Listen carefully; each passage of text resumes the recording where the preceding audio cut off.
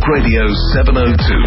SMS Bruce Whitfield on The Money Show on 31702. The Money Show brought to you by the Old Mutual Investment Group. Do great things. Stay tuned to 567 Cape Talk and Talk Radio 702 this evening as the details of the National Executive Committee elections happen this evening as they come through. The Eyewitness News team on assignment in Mangaung will bring you those details. A bunch of high-profile ANC leaders not standing again for election to the National Executive Committee, amongst them Jeremy Cronin and Trevor Manuel. And now this evening, Kgalemo Motlanthe is saying he will not be putting his hat back into that ring, and lots of speculation as to why that might be the case. The science of the dried fruit trade this evening. We thought that being in the Western Cape and being in holiday season, we should learn more about some of the industries in the Western Cape. So we've invited JP Viljoen, Chief Executive and Founder of Montague Dried Fruit, into our Cape Talk studio. How big is the South African dried fruit industry in terms of turnover, JP? The annual turnover you have to calculate for 6,000 tons of dried fruit at approximately 25 rand per kilo. That's a trillion rand industry. That's correct. That's big. It's significant. How much fruit is what? 6,000 tons. How much? That's a lot of dried fruit. You have to calculate it up to times 6 to 7 to 8. Times 8 will bring you 6,000 times 8 will bring you the calculation of the fresh fruit. Okay, so basically, I mean, if you take a peach, it basically weighs 1/6 of its original weight once it's dried compared to when it was in ripe fruit form. That's correct, and that's also the reason why dried fruit is not cheap in the market. Now, people sort of think, well, this isn't proper fruit. Why should I have to pay for it? The reality is, this is fruit that's taken out of the fresh fruit market and dried.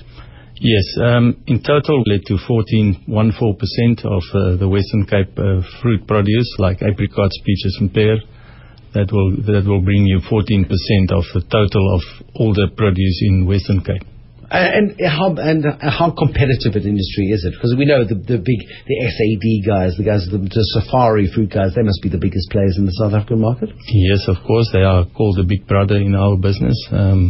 There is about 65%, but I must just again emphasize that we are referring here to Western Cape tree fruit. Sure. Not, if we include the Northern Cape raisin or wine fruit business, that's much, much bigger. Okay. We are basically 10 or 12% of that. Okay, but let's stick to the Western Cape. That's where we are this evening, and that's what we'll stick to this evening in terms of what is going on in this particular industry.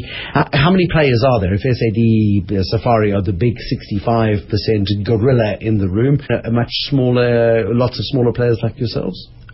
We are about 11, which 3 of us are accredited with the SAD to export. And the food accreditation, the ASAP and the BRC and all that kind of accreditations. The rest is well-known packers, but they are smaller and not exportable producers. And that accreditation is important for export, is it?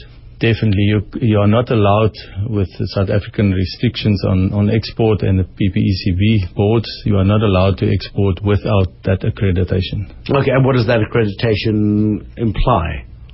The ASAP is called Zardia's critical control points, and that is basically the whole flow of all the products in your factory. You have to trace it back from the farmer to the farmer, from the farmer right through till the packet you will open, and there is a code on, and you have to trace it back if there's any problem on that. There's a considerable amount of trust in the food industry, isn't there? That anything you consume, you blindly open up a packet of dried peaches, for example, assuming that everything is in order. Is there a grey area? Is there a grey industry in the dried fruit trade, or is it pretty much tightly regulated? In South Africa, you will find no packer will pack a packet which you can't see the product. You always have to pack it in see-through packages. In places like China or Turkey, you will find everything is totally sealed. And so I would say that the buyer in South Africa, they know exactly what they buy. They've got the choice. And in our shops, you can choose an industrial packet, which is cheaper, or a choice grade, which is more expensive. Explain choice grade and fact. Manufacturing grade is for food grade, for making food, like chutneys and masalas and things like that. And also the normal baboti and curry and things, which is popular in the Western Cape. And the choice grade is more for eating on the hoof. Okay. Now, I've always wondered, I was in choice grade. I must have choice grade, because choice grade, it must be good.